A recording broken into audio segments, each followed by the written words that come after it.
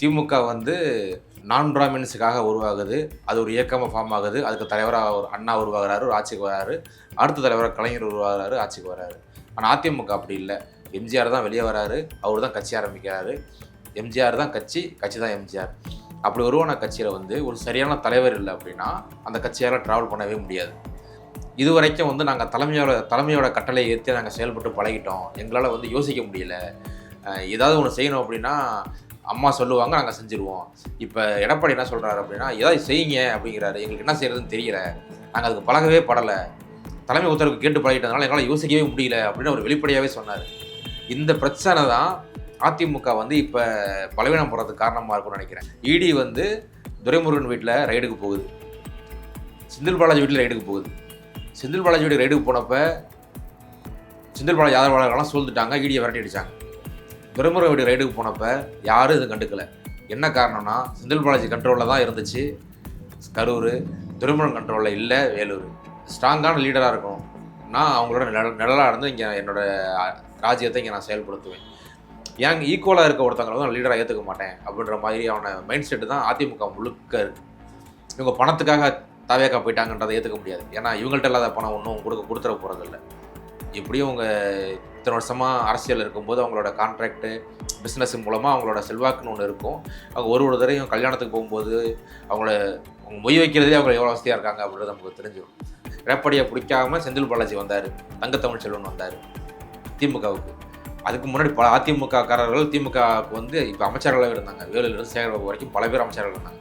அந்த மாதிரி திமுக சூஸ் பண்ணாமல் இவங்கெல்லாம் தாவேக்காவை சூஸ் பண்ணதுக்கு காரணம் வெறும் பவர் மட்டும் இல்லை. இப்போ ஒரு ப்ரெஸ் மீட் கொடுக்குறதே பார்த்துருப்பீங்க போன கவர்மெண்ட்டில்.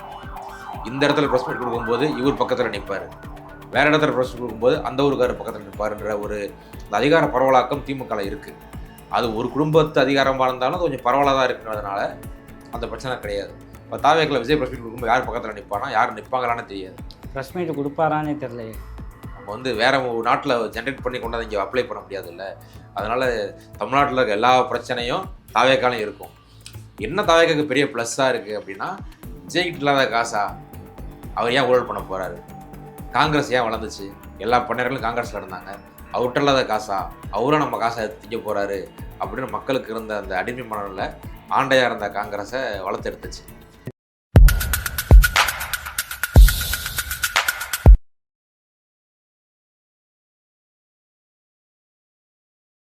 அன்காஸ் தமிழ் நேயர்களுக்கு வணக்கம். அதிமுகவில் என்ன நடக்குது, அதிமுக அப்படிங்கிற கட்சி ஏன் இவ்வளவு பெரிய வீழ்ச்சியை சந்திச்சு, அப்படி பல விஷயங்களை ஊடகவியலாளர் ரகுராமன் அவரிடம் கேட்போம். வணக்கம். வணக்கம். அதிமுக ஓகேங்களா, திராவிட கட்சிகள் தமிழ்நாட்டை 60 வருஷம் ஆண்டுச்சு அப்படின்னா அதில் அதிகமாக ஆண்ட கட்சி வந்து அதிமுக. அப்படியாப்பட்ட ஒரு கட்சி இன்னைக்கு வந்து கொஞ்சமாக வந்து சரிஞ்சுக்கிட்டே இருக்குது. இதுக்கு என்ன காரணம்? கட்சியோட தலைவர் தான் முதல் காரணமாக இருக்காங்க. ஏன்னா அதிமுக மாதிரியோ காங்கிரஸ் மாதிரியோ உருவான கட்சி அதிமுக இல்லை. காங்கிரஸ் வந்து விடுதலைக்காக உருவாகுது, அதுக்கு ஒரு தலைவர் வராரு, காமராஜர் வராரு, ஆட்சி பண்ணுறாரு. திமுக வந்து நான் பிராமின்ஸுக்காக உருவாகுது, அது ஒரு இயக்கமாக ஃபார்ம் ஆகுது, அதுக்கு தலைவராக ஒரு அண்ணா உருவாகிறாரு, ஒரு ஆட்சிக்கு வராரு, அடுத்த தலைவராக கலைஞர் உருவாகிறாரு, ஆட்சிக்கு வராரு. ஆனால் அதிமுக அப்படி இல்லை. எம்ஜிஆர் தான் வெளியே வராரு, அவர் தான் கட்சி ஆரம்பிக்கிறாரு. எம்ஜிஆர் தான் கட்சி, கட்சி தான் எம்ஜிஆர். அப்படி உருவான கட்சியில் வந்து ஒரு சரியான தலைவர் இல்லை அப்படின்னா அந்த கட்சியால் ட்ராவல் பண்ணவே முடியாது.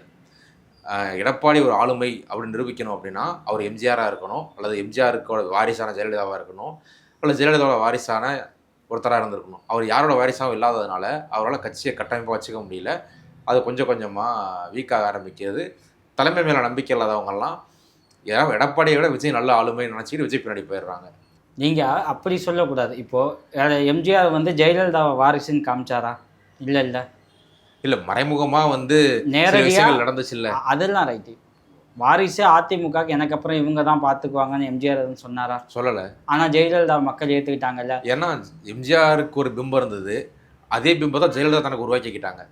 அதே தான். இப்போது ஜெயலலிதாவும் வந்து தனக்கான வாரிசை வந்து இந்த கட்சியும் காலமுமே முடிவு செய்யும் அப்படின்ட்டு போயிட்டாங்க. ஆமாம், ஓகேங்களா. அப்படி முடிவு செய்யப்பட்ட ஒருத்தர் தான் எடப்பாடி பழனிசாமி. அவர் வந்து ஆளுமை இல்லைன்றீங்க, 4 வருஷம் ஆச்சு ஓகேங்களா. இவருக்கு ஆளுமை இல்லை, பெருசாக சப்போர்ட் இல்லை, உட்கட்சி பிரச்சனை, இந்த ஆட்சி நீடிக்கவே நீடிக்காதுன்னு பேசினப்போ 4 வருஷம் அந்த ஆட்சியை கொண்டு போனார். இடையில கிட்டத்தட்ட 22 தொகுதிக்கு இடைத்தேர்தலில் பெரும்பாரியான தொகுதியில் ஏடிஎம்கே தான் ஜெயிச்சு அந்த கட்சியையும் காப்பாற்றினார், ஆட்சியையும் தக்க வச்சார். அவர் ஆளுமை இல்லைன்னு எப்படி சொல்ல முடியும்? ஆளுமை இல்லைன்னு மக்கள் நினைக்கல. மக்கள் வந்து எடப்பாடியை விட ஸ்டாலின் பெட்டர் நினைச்சாங்க. அதனால அதிமுக தோக்கடிச்சிட்டாங்க. கட்சிக்காரங்களே நினைக்கிறாங்க எம்ஜிஆர் ஜெயலலிதா அளவுக்கான ஆளா எடப்பாடி இல்லை, எடப்பாடியால் கட்சியை கட்டமைச்சு காப்பாற்ற முடியல அப்படின்னு சொல்கிறாங்க. கட்சி எடப்பாடி கண்ட்ரோல் ஃபுல்லாக வந்ததுக்கப்புறம் ஒரு பிரச்சனையை முக்கியமான நிர்வாகி ஒருத்தர் ஃபேஸ் பண்ணார். இது வரைக்கும் வந்து நாங்கள் தலைமையோட கட்டளையை ஏற்றி நாங்கள் செயல்பட்டு பழகிட்டோம், எங்களால் வந்து யோசிக்க முடியல, ஏதாவது ஒன்று செய்யணும் அப்படின்னா அம்மா சொல்லுவாங்க, நாங்கள் செஞ்சுருவோம். இப்போ எடப்பாடி என்ன சொல்கிறாரு அப்படின்னா, ஏதாவது செய்யுங்க அப்படிங்கிறாரு. எங்களுக்கு என்ன செய்யறதுன்னு தெரியல, நாங்கள் அதுக்கு பழகவே படலை, தலைமை உத்தரவுக்கு கேட்டு பழகிட்டதுனால எங்களால் யோசிக்கவே முடியல அப்படின்னு அவர் வெளிப்படையாகவே சொன்னார். இந்த பிரச்சனை தான் அதிமுக வந்து இப்போ பலவீனம் போடுறதுக்கு காரணமாக இருக்கும்னு நினைக்கிறேன். ஏன்னா எடப்பாடி என்ன நினச்சாருன்னா, திமுக எப்படி இருக்குது, மாவட்ட செயலர் முடிவு எடுக்கிறாங்க, கூட்டம் போடுறாங்க, செய்கிறாங்கல்ல, அது மாதிரி நீங்கள் ஏதாவது பண்ணுங்க அப்படின்னா எங்களுக்கு பண்ண தெரில. ஒரு தெருமுனை கூட்டம் போட்டு பேசுகிறது கூட திமுக தலைமைகிட்ட கேட்காது, மாவட்டத்துக்கிட்ட கேட்டு ஒரு வேலை செஞ்சுட்டு போயிடும். அந்த மாதிரி ஆப்ரேட் ஆக முடியல. அதிமுக ஆளுங்கட்சியாக இருக்கும்போது அதை செய்யலை, எதிர்கட்சியாக இருக்கும்போது செய்யலை. இப்போ எதிர்கட்சி அந்தஸ்து இழந்ததுக்கப்புறம் கூட அதெல்லாம் செய்ய முடியல. ஏன்னா அவங்க தலைமை உத்தரவை கட்டுப்பட்டே பழகிட்டதுனால அவங்களுக்குன்னு ஒரு உத்தரவை சிந்திக்க கூட முடியலைங்கிறது அவங்க பிரச்சனையாக இருக்குது. இல்லை, இப்போது உங்கள் பதிலில் எனக்கு 2 வித்தியாசமான ஒரு கோணங்கள் தெரியுது. ஸ்டாலின் வந்து கலைஞர் மாதிரி இல்லை, அவர் ஜெயலலிதாவோட பாலிடிக்ஸை கையில் எடுக்கிறாரு அப்படின்ட்டு ஒரு பேச்சு இருந்துச்சு. ஆமாம். எடப்பாடி பழனிசாமி திமுக மாதிரி செயல்படுங்க அப்படின்னு ஒரு கட்சி ஆட்கள்கிட்ட உத்தரவிட்டார் அப்படின்னு சொல்கிறீங்க. இந்த 2 கோணங்களை எப்படி நம்ம அணுகிறது? ஸ்டாலின் என்ன நினச்சார் அப்படின்னா, முன்னாடி மாவட்ட செயலர்கள் எலெக்ஷன் வைப்பாங்க, திமுக வந்து ஜனநாயகபூர்வமான கட்சியாகவே இருக்குங்கிற மெத்தடை மாற்றி தலைமை வந்து யார் நிர்வாகின்னு தீர்மானிக்கும் அப்படின்ற இடத்துக்கு மாறினாங்க. அதுதான் திமுகவோட தோல்விக்கு இப்போ காரணமாக இருக்குது. இது திமுக நிர்வாகி ஒருத்தர் சொன்னார், யார் மாவட்ட செயலாளர் முடிவை யார் தான் பலசாலின்னு போட்டி போட்டு ஒருத்தர் மேலே வந்து நிரூபிக்கணும், தலைமை உத்தரவு போட்டு ஒருத்தன் வந்துட்டான் அப்படின்னா மக்கள் பிரச்சனையாக வரமாட்டான் அப்படின்னு சொல்லி ஒரு சம்பவம் சொன்னார். இடி வந்து துரைமுருகன் வீட்டில் ரைடுக்கு போகுது, செந்தில் பாலாஜி வீட்டில் ரைடுக்கு போகுது. செந்தில் பாலாஜி வீட்டுக்கு ரைடுக்கு போனப்போ செந்தில் பாலாஜி ஆதரவாளர்கள்லாம் சூழ்ந்துட்டாங்க, ஈடியை விரட்டி அடித்தாங்க. துரைமுருகன் வீட்டுக்கு ரைடுக்கு போனப்போ யாரும் இது கண்டுக்கலை. என்ன காரணம்னா, செந்தில் பாலாஜி கண்ட்ரோலில் தான் இருந்துச்சு கரூர், துரைமுருகன் கண்ட்ரோலில் இல்லை வேலூர். இதுதான் பிரச்சனை அப்படின்னு சொன்னார். இப்போது துரைமுருகன் வந்து ஃபீல்டில் அந்த தொகுதிக்குள்ள ஆட்களாக இல்லாமல் அவர் வந்து கட்சியோட மிக முக்கியமான தலைவராக இருக்கார். அவரோட மேக்சிமம் டைம் வந்து இங்கே சென்னையில் தான் இருக்கும். அது கூட காரணமாக இருக்கும்ல? இல்லை, மாவட்ட செயலாளர் வந்து துரைமுருகனுக்காக நின்றுருக்கணும்ல. அவர் நிற்காம துரைமுருகனுக்கு எதிராக நின்றார். அவர் ரைடு நடக்கலாம், அது கைது செய்யப்படலாம், ஆராசாவோ கனிமொழியோ ஜெயிலுக்கு போயிட்டு வந்த மாதிரி துரைமுருகன் ஜெயிலுக்கு போயிடலாம், அதெல்லாம் நடக்கலை. அவர் கன்விக்ட் கூட ஆகலை. ஆனால் குறைந்தபட்சம் திமுகவோட கொள்கையான அந்த டெல்லி எதிர்ப்பை கூட அங்கே காட்டலை. ஆனால் செந்தில் பாலாஜி காட்டினார்ல. செந்தில் பாலாஜி குற்றம் பண்ணியிருக்காரு, ஜெயிலுக்கு போனார், வெளியே வந்தார், அதெல்லாம் இருந்தாலும் திமுகவோட டெல்லி எதிர்ப்பு அரசியலை வந்து அவர் கரூரில் காட்டினார்.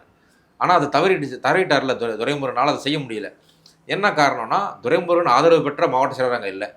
அவர் தன்னுடைய செல்வாக்கை பயன்படுத்திக்கிட்டு, செல்வாக்குங்கிறது என்னவானா இருக்கலாம், அதை பயன்படுத்திட்டு அவர் மாவட்ட செயலர் ஆகிட்டார். அவரால் துரைமுருகன் சப்போர்ட் பண்ண முடியல. இது இப்போ திமுக அரசியல் ரைட்டு. அதிமுகவில் இது எப்படி வந்து நீங்கள் ஒப்பிட்டு பார்க்குறீங்க? அதிமுகவில் வந்து உடுமலை ராதாகிருஷ்ணன், இப்போ விஜயபாஸ்கர் வந்து போக தயாராக இருக்கார். ஆனால் இன்னும் போகலை. எங்கே தாவேக்கா போக தயாராக இருக்காருன்னு சொல்கிறாங்க. அவர் திமுகவுக்கு போக மாட்டாருன்னு சொல்கிறாங்க. என்னன்னா, இது வரைக்கும் தாவேக்கால இணைஞ்சவங்க எல்லாரும் விஜயை பார்த்து இணையலை, எல்லாம் வந்து ஆதவர்ஜனாவையும் புசி ஆனந்தோடையும் முடிச்சுக்கிறாங்க. விஜயை பார்க்கறதுக்கான சூழல் இல்லை. சி மகேந்திரன் உள்ளே வந்தப்போ கூட விஜயை பார்க்கறதுக்கான சூழல் இல்லை.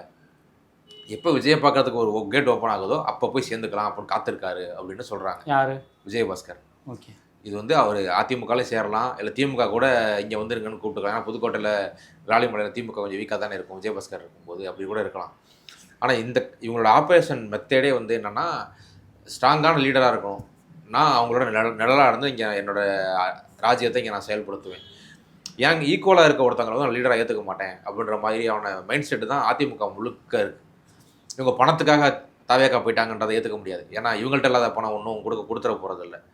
எப்படியும் அவங்க இத்தனை வருஷமாக அரசியல் இருக்கும்போது அவங்களோட கான்ட்ராக்டு பிஸ்னஸ் மூலமாக அவங்களோட செல்வாக்குன்னு ஒன்று இருக்கும்.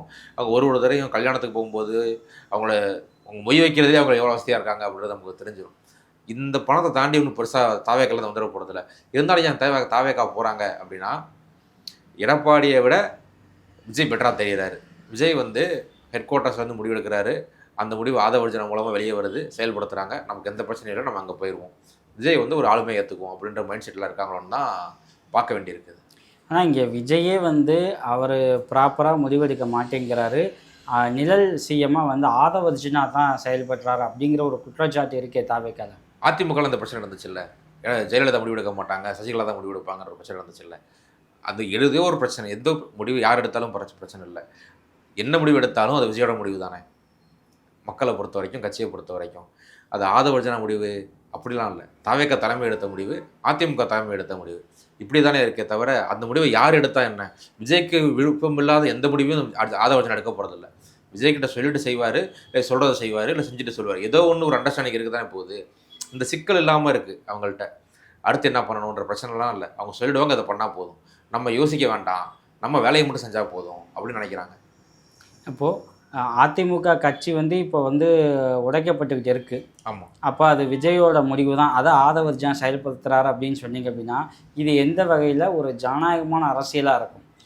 இல்லை, இது வந்து என் கேட் ஓப்பனாக இருக்குது, வரவங்க வாங்கன்னு அறிவிக்கிறாங்க. எல்லாரும் போகலை, ஆனால் தயாராக ஆசைப்படுறவங்க போயிடுறாங்க. எப்படி எம்எல்ஏவாக இருக்கவங்க தான் ஆசைப்பட்டு ரிசைன் பண்ணிட்டு, அதுவும் ஒரு மாதத்தில் ரிசைன் பண்ணிட்டு போகிறதுலாம் அவங்க தனிப்பட்ட ஆசை. இதை எப்படி நம்புவாங்க? அப்படி தானே சொல்கிறாங்க. அவங்க சொல்லுவாங்க, எப்படி நம்ப முடியும் அதை? சிதம்பரம் கூட அப்படி தானே சொல்கிறாரு. காங்கிரஸ் எம்எல்ஏக்களை கூண்டோட பாஜக போன சிதம்பரம் கூட அது விருப்பப்பட்டு வராங்கன்னு தானே பார்க்கணும்னு சொல்கிறாரு. எல்லாரும் அப்படி தான் பார்க்குறாங்க போது நம்மளும் அதை அப்படியே பார்த்துக்குவோம். அப்போ அந்த ஹார்ஸ் ட்ரேடிங்கை வந்து அதுக்கு இன்னொரு பேர் அவங்க விருப்பப்பட்டு வராங்க. ஆமாம் ஆமாம், இதான் நடந்திருக்கலாம். இல்லை நீங்கள் வாங்க மினிஸ்டர் ஆக்கிறேன்னு சொல்லியிருக்கலாம், என்ன வேணா இருக்கலாம். ஆனால் ஏன் இது செய்யணும்னு ஒன்று இருக்குல்ல, ஏன் விஜய்கிட்ட போகணும்? இப்போ வந்து நம்ம எடப்பாடியை பிடிக்கல, பேசும்போது எடப்பாடியை பிடிக்காமல் செந்தில் பாலாஜி வந்தார், தங்கத்தமிழ் செல்வன் வந்தார் திமுகவுக்கு. அதுக்கு முன்னாடி பல அதிமுககாரர்கள் திமுகவுக்கு வந்து இப்போ அமைச்சர்களாக இருந்தாங்க. வேலுலேருந்து சேகர்பாபு வரைக்கும் பல பேர் அமைச்சர்கள் இருந்தாங்க. அந்த மாதிரி திமுக சூஸ் பண்ணாமல் இவங்கெல்லாம் தாவேக்காவை சூஸ் பண்ணுறதுக்கு காரணம் வெறும் பவர் மட்டும் இல்லை. அதுக்கு முன்னாடி ஜெயலலிதா எம்ஜிஆர் கிட்ட பார்த்த கரிஷ்மாவை விஜய் கிட்ட பார்க்குறதா அவங்க நினைக்கிறாங்க. திமுக எதிர்ப்பு விஜய் கிட்ட அதிகமாக இருக்குன்னு நினைக்கிறாங்க. அப்படி எடுத்துக்கலாம். அதனால் விஜய் கிட்ட அவங்க போயிடுறாங்க. இப்போது விஜயபாஸ்கர் வந்து அதிமுகலேருந்து ரிசைன் பண்ணிட்டார், இன்னும் தாவேக்கால இணையலை. ஆமாம். இப்போ தாவேக்கா அங்கே க்ரீன் சிக்னல் கொடுத்துருக்கா, இல்லை அவங்கள வெயிட்டிங் லிஸ்ட்டில் வச்சுருக்கா, இல்லை சேர்த்துக்க வேண்டாங்கிற முடிவில் தாவேக்கா இருக்கா? இது சேர்த்துக்க வேண்டாம்னு முடிவு எடுத்துருக்க மாட்டாங்க. இன்னொன்று என்னென்னா, இடைத்தேர்தலுக்கு தானே டைம் இருக்குல்ல, 5 மாதம் டைம் இருக்குது. எனக்கு தெரிஞ்ச நவம்பர் டிசம்பரில் தான் அந்த எலெக்ஷன் இடைத்தேர்தலுக்கான அறிவிப்புவே வரும். அப்படி வரும்போது அவங்க இன்னும் கூட 10 பேர் சேர்ந்து கூட போகலாம். இப்போ வைகோ தயாராகிட்டார் போல், 2 பேர்த்த கூட்டிக்கிட்டு தாவேக்கா அப்புறம் தயாராகிட்டா போல். விஜய்க்கு தேவை 118 சீட்டு. அந்த 118 சீட்டுக்கு பற்றாக்குறையாக இருக்கவங்க எல்லாத்தையும் ராஜினாமா பண்ணி இங்கே சேர்த்து ஆட்சி அமைச்சிக்கலாம். இந்த வருஷம் முழுக்க நம்ம 118 ஆக்கினா மட்டும் போதும்னு விஜய் நினைக்கிறாரோன்னு தான் பார்க்க வேண்டியிருக்கு. அவர் 118 ஆக்கிட்டார் அப்படின்னா அதுக்கப்புறம் அவர் நினைச்சதை செஞ்சுக்குவார். இப்போ எம்ஜிஆருக்கு வந்து எம்ஜிஆர்னு சொன்ன உடனே என்ன மக்களுக்கு ஞாபகத்துக்கு வரும் அப்படின்னா, அவர் வந்து ஒரு எல்லாத்துக்கும் பணம் கொடுப்பாரு, ஈழ போராட்டத்துக்கு பணம் கொடுத்தாரு அப்படின்றது தான் ஞாபகத்துக்கு வரும். இலவசமாக சீட் வாங்கி கொடுத்துருக்காருன்னு சொல்லுவாங்க. கருப்பழனியப்பன் கூட எம்ஜிஆர் வந்து தன் ரசிகரோட பையனுக்கு சுவாரஸ்யமாக ஒரு கதை சொல்லுவார். என்டி ராமாராவுக்கிட்ட பேசி மெடிக்கல் சீட்டு வாங்கி கொடுத்து அவர் அமெரிக்காவுக்கு போய் டாக்டராக இருந்தப்ப அவர்கிட்ட ட்ரீட்மெண்ட்டுக்கு எம்ஜிஆர் போனார். அந்த மாதிரி அதிக பேர்த்துக்கு கொடுத்த வள்ளல் அப்படின்னு எம்ஜிஆர் சொல்லுவாங்க. ஜெயலலிதாவை எடுத்துக்கிட்டோம்னா அவங்க ஒரு அயன் லேடி, அவங்க வந்து ஒரு இரும்பு பெண்மணியாக முடிவெடுப்பாங்க, ஒரு சர்வாதிகாரி போல் நடந்துக்குவாங்க, அதுதான் கட்சியை கட்டுக்கோப்பாக வச்சுருந்தது அப்படின்னு சொல்லுவாங்க. ஆனால் எடப்பாடிக்கு வந்து அந்த மாதிரியான எந்த ஒரு பிம்பமும் கொடுக்காம ஒரு சாமானியன் விவசாயி அப்படின்ற ஒரு பிம்பத்தை மட்டும் கொடுக்க நினச்சாங்க. இது மக்களுக்கு பிடிச்சிருந்துருக்கலாம், நம்மளேருந்து ஒருத்தர் முதலமைச்சர் ஆகிட்டாருன்னு பிடிச்சிருந்துருக்கலாமே தவிர கட்சிக்காரங்களுக்கு அது பிடிக்கல. கட்சிக்காரவங்க அப்படி ஒருத்தர் தான் எதிர்பார்த்தாங்க. அப்படி ஒருத்தர் விஜயா இருக்கார். அதனால தான் விஜய் தன்னை யாரையும் மீட் பண்ண விடாமலே பார்த்துக்கிறாரு இப்போ வரைக்கும். இல்லை, இப்போ தன்னை ஒரு மிகப்பெரிய லீடர், மகேந்திரனா கம்யூனிஸ்டில் ஒரு மிகப்பெரிய லீடர் 71 இருக்கார். அப்படியான ஒரு மிகப்பெரிய கம்யூனிஸ்ட் லீடர் கூட தாவேக்கால இணையும் போது கூட விஜய் சந்திக்கலை அப்படின்னா விஜயோட இந்த தன்மையை வந்து எப்படி புரிஞ்சுக்க முடியும்? இல்லை, இது வரைக்கும் அவர் வந்து எம்ஜிஆர் ஜெயலலிதாவோட ஃபார்முலாவை அப்படியே அப்ளை பண்ணுறாரு அவர் கட்சியிலன்னு தான் புரிஞ்சிக்க வேண்டியிருக்கு. ஜெயலலிதாவை எல்லோரும் நினச்சா பார்த்துருக்க முடியுமான்னு தெரியல. ஒரு 10 வருஷத்துக்கு முன்னாடி எப்படி முடியாது. தெரியல. அதையே இவரும் அப்ளை பண்ணுறாரோ? ஏன்னா இவரே வந்து ஜெயலலிதா பார்க்குறதுக்கு ரொம்ப நாள் காத்திருந்து வெயிட் பண்ண முடியாமல் வீடியோக்கெல்லாம் வெளியிட்டார்ல. அப்போ நம்மளை யாரும் பார்க்க முடியாமல் இருந்துச்சு அப்படின்னா நம்ம வந்து சக்தி வாய்ந்த தலைவர். அப்போ நம்ம இப்படி இருந்துட்டோம் அப்படின்னா நம்மளால் வந்து அடுத்த 20 வருஷம் 30 வருஷம் கட்சி நடத்த முடியும், ஆட்சி பண்ண முடியும். அதுக்கப்புறம் வந்து ஜெயலலிதாவை போல தாவேக்கான அடுத்த தலைவரை கட்சி தீர்மானிச்சுக்கிட்டோம் அப்படின்னு அவர் நினைக்கலாம். ஓகே. தமிழ்நாடு இடைத்தேர்தலை சந்திக்க இன்னும் ஒரு 5 மாதம் இருக்குது. இந்த 5 மாத கேப்பில் அதிமுக இன்னும் பலவீனமடைய வாய்ப்பு அதிகமாக இருக்கா? அப்படி இருக்குது அப்படின்னா யார் யாரெல்லாம் அந்த லிஸ்ட்டில் இருக்காங்க? இப்போதைக்கு வேலுமணி அணியில் இருக்க எல்லாரும் அந்த லிஸ்ட்டில் தான் இருக்காங்க. வேலுமணி அணியில் இருக்கக்கூடிய சிட்டிங் எம்எல்ஏக்கள், எக்ஸ்எம்எல்ஏக்கள், மாவட்ட செயலாளர்கள் எல்லாம் அந்த லிஸ்ட்டில் தான் இருக்காங்க. சிவி சண்முக அணியில் இருக்க எல்லாரும் அந்த லிஸ்ட்டில் தான் இருக்காங்க. ஆனால் அவங்களாம் அங்கே போயிடுவாங்களா அப்படின்றது சொல்ல முடியாது. ஏன்னா இப்போ தாவேக்காவை பொறுத்த வரைக்கும் அவங்களுக்கு தேவையான சீட்டு வந்துருச்சுன்னா கேட்டை க்ளோஸ் பண்ணிவிடுவாங்க. இவங்கள்ட்ட இருக்க 40 எம்எல்ஏக்களும் கொண்டு போய் வச்சுக்க போகிறதில்ல. அவங்களுக்கு தேவை 10 பேர். இப்போதைக்கு 5 பேர் தயாராக இருக்காங்க. மதிமுகலேருந்து 2 பேர் வர தயாராக இருக்காங்க. அப்படிங்கும்போது இன்னும் ஒரு 3 பேர் வந்தால் போதும், அவங்க பேலன்ஸ் பண்ணிவிடுவாங்கங்கிறத தான் பார்ப்பாங்க. இப்போ தாவேக்கா அதிமுக அப்படிங்கிற கட்சியை உடைச்சிருக்கு, திமுகவோட கூட்டணி உடைச்சிருக்கு. இந்த லிஸ்ட்டு முடிஞ்சோன்னா அடுத்து திமுக கட்சியை உடைக்க வாய்ப்பு அதிகமாக இருக்குது அப்படிங்கிறாங்க. அது சாத்தியமாக? திமுக அதை அலோவ் பண்ணுமா? திமுக கட்சியை விஜய் உடைக்க மாட்டார். ஏன் உடைக்க மாட்டார் அப்படின்னா, அப்போ எதை எடுத்து அரசியல் பண்ணுவார்? தாவேக்காவோட அரசியலே திமுக எதிர்ப்பு தான். இப்போ திமுக எதிர்க்கணும் அப்படின்னா திமுக இருந்தால் தான் திமுக எதிர்க்க முடியும். அதிமுக உடைச்ச மாதிரி திமுக உடைச்சிவிட்டா அப்போ யாரை எதிர்த்து அரசியல் பண்ணுவாங்க? பாஜக எதிர்க்க முடியாது. ஏன்னா ஒரு எம்எல்ஏ தான் வச்சுருக்காங்க. அடுத்த எலெக்ஷனில் இந்த ஒரு எம்எல்ஏ இருப்பாங்களான்னு தெரியாது. ஏன்னா கட்சியோட ஆளுமை மிக்க தலைவராக இருந்த அண்ணாமலை வெளியே போயிட்டார். இப்போ எப்படி இருக்கும்னு தெரியாதுங்கும்போது திமுக இருக்கணும், திமுக ஒரு 100 சீட்டு ஜெயிக்கணும், தாவேக்கா ஒரு 120 சீட்டு ஜெயிக்கணும். அந்த ஒரு சூழல் இருந்தால் மட்டும்தான் திமுகவை எதிர்த்து தாவேக்காவை அரசியல் பண்ண முடியும். அதனால் திமுக வந்து கை வைக்கிற வேலையை தாவேக்கா செய்யாது. விருப்பப்பட்டு போனாங்க அப்படின்னா அவங்கள தடுக்க முடியாது. அது 1-2 தான் இருக்குமே தவிர இந்த மாதிரி கூண்டோட வெளியே போகிற கதை திமுகவில் நடக்காது. இல்லை, இப்போது திமுகவில் கீழ் மட்டங்களில் ஓகேங்களா, வட்ட செயலாளர், ஒன்றிய செயலாளர்லாம் ஏற்கனவே தாவேக்கா பக்கம் திரும்ப ஆரம்பிச்சிருக்காங்க. நிறைய பேர் திரும்ப ஆரம்பிச்சிருக்காங்க. அதை வந்து திமுக எப்படி தடுக்கும்னு நினைக்கிறீங்க? என்னதுக்காக அங்கே போகிறாங்க அப்படின்னா, அது புதுசாக ஒரு கட்சி, நம்ம இங்கே வட்டத்தில் இருக்கோம், அங்கே போனால் மாவட்டமாக வாய்ப்பு இருக்குது அப்படின்ற ஒரு வாய்ப்பு இருக்கிறதுனால அவங்க போகிறாங்க.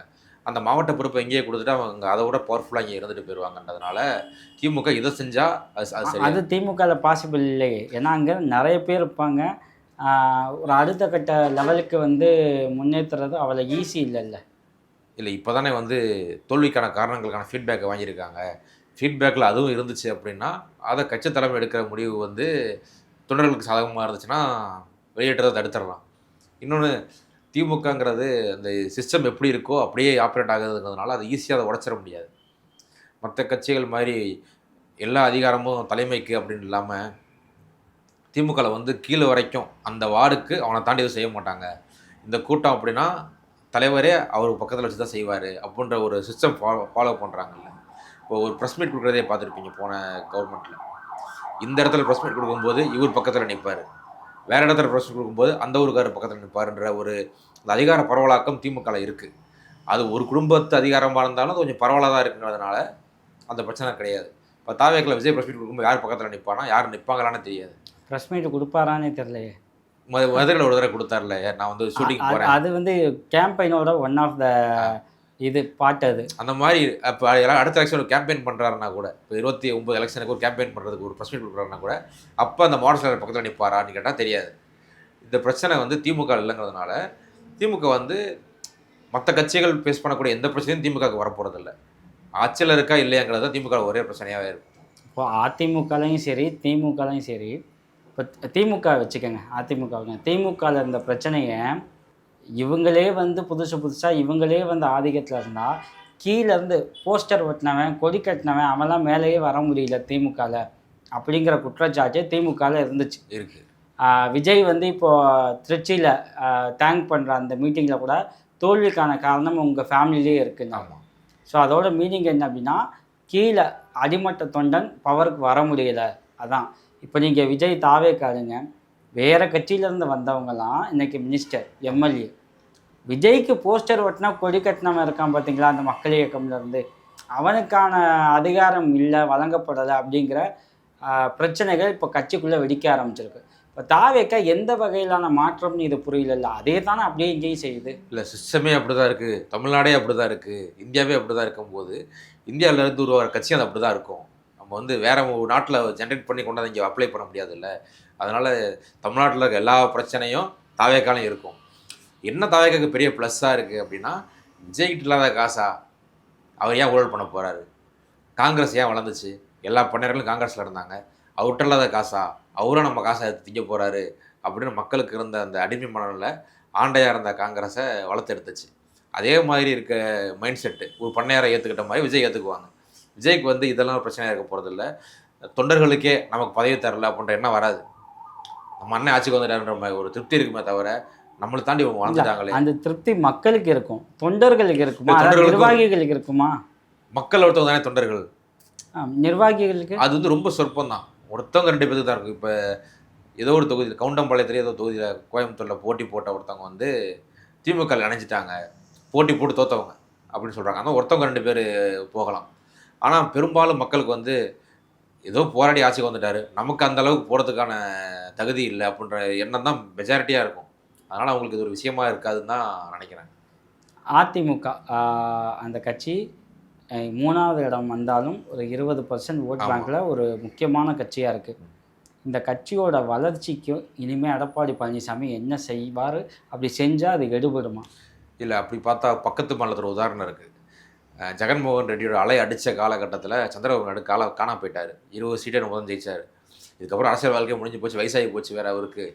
அவர் வேறு வந்து ஒரு வாரிசு தான், அடுத்தவங்க கட்சி ஆட்டாயை போட்டவர் தான் அவர் அப்படின்னு பல விமர்சனம் இருந்துச்சு. ஆட்சிக்கு ஜெயிலுக்கு வேற போனார். பல பயங்கரமான ஒரு அவ்வளோதான் ஒரு வாழ்க்கையை முடிஞ்சு போச்சு அப்படின்ற ஒரு சூழல் இருந்தப்ப அவர் கையில் எடுத்த அஸ்திரம் என்ன அப்படின்னா, நான் வந்து மிகச்சிறந்த நிர்வாகி, நான் தான் ஆந்திராவை முன்னேற்றினேன், அது இப்போ வந்து தெலுங்கானாவாக உடஞ்சி போனாலும் என்னால் உருவாக்கப்பட்டது தான் ஹைதராபாத்து அப்படின்ற ஒரு கேம்பெயினை மக்கள் மத்தியில் கொண்டு போனார்.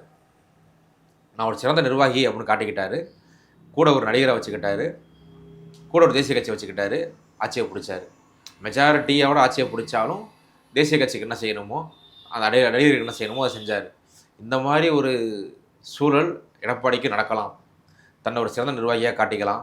அப்படி காட்டிக்கிட்டு மக்கள் அதை நம்பினாங்க அப்படின்னா அந்த கட்சி திருப்பி உயிர்த்தலேருந்து ஆட்சியை பிடிக்கலாம். ஆனால் அது வந்து இதுக்கப்புறம் அவங்க செய்ய போகிற அந்த நடவடிக்கைகளில் தான் இருக்குது. இப்போ வெளியே போகிறாங்கன்னு அவங்க தோண்டுட்டாங்க அப்படின்னா ஒன்றும் பண்ண முடியாது. வெளியே போகிறவங்கள சமாதானப்படுத்தி வைக்கிற வேலையும் செய்யணும். ஒவ்வொருத்தவங்களும் வெளியே போய்கிட்டே இருந்தாங்க அப்படின்னா விஜயபாஸ்கர் மட்டும் தான் போவார். அவர் மாவட்ட தலைவர் செயலாளர்லேருந்து கிளை நிர்வாகி வரைக்கும் மொத்தமாக கூட்டில் போயிடுவார். இப்போ திருப்பி அவங்களை எதிர்த்து அரசியல் பண்ணுறதுக்கு அங்கே யார் உருவாவாங்கன்னே தெரியாதுல்ல. இந்த மாதிரி ஒரு மாவட்டமுத்தி இழந்துக்கிட்டு இருந்தாங்க அப்படின்னா ஒரு பலவீனமாக தான், பெரிய பலவீனத்தை தான் சந்திக்கும். இதுலேருந்து வெளியே வரத்துக்கு தன்னை ஒரு வேற ஒரு அடையாளத்தை தனக்கு உருவாக்கி வச்சுக்கிட்டு, ஒரு பிம்பத்தை அவர் மேலே வச்சுக்கிட்டு அந்த பிம்பத்தை போய் மக்கள்கிட்ட காட்டி அதுக்கப்புறம் கட்சி திருப்பி மீண்டெழலாம். வணக்கம். வணக்கம்.